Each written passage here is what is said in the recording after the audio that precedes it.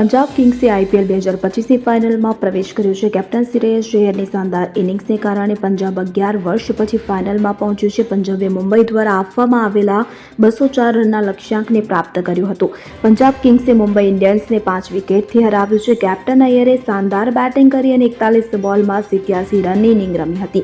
19મી ઓવરમાં અશ્વિની કુમારના બોલ પર 4 છગ્ગા ફટકારીને અય્યરે પંજાબનું ફાઇનલમાં સ્થાન પાકું કર્યું। શ્રેયસ ઉપરાંત નેહલ વાઢેરાએ પણ 29 બોલમાં 48 રન બનાવ્યા। દરમિયાન જોસ એન્ગિલ્સે 21 બોલમાં 38 રન ફટકાર્યા છે। અશ્વિની કુમારના ઓવરમાં અય્યરે 4 છગ્ગા ફટકાર્યા। 11 વર્ષ પછી પંજાબને ફાઇનલમાં એન્ટ્રી અપાવી। આમ પંજાબ કિંગ્સે મુંબઈ ઇન્ડિયન્સને હરાવીને આઈપીએલ 2025ની ફાઇનલમાં જગ્યા બનાવી લીધી છે। પંજાબ કિંગ્સના કેપ્ટન શ્રેયસ અય્યરે શાનદાર બેટિંગ કરી અને એકલા હાથે પોતાની ટીમને વિજય અપાવ્યો। પંજાબ કિંગ્સના કેપ્ટન શ્રેયસ અય્યરને તેની શાનદાર ઇનિંગ માટે મેન ઓફ ધ મેચ જાહેર કરવામાં આવ્યો। શ્રેયસ અય્યરે 41 બોલમાં 87 રનની ઇનિંગ રમી। હવે પંજાબનો મુકાબલો 3 જૂને ટાઇટલ મેચમાં આરસીબી સામે થશે। Bureau report CN24 news. હવે જુઓ દેશ દુનિયાની તમામ ખબરો તમારી આંગળીના ટેરવે।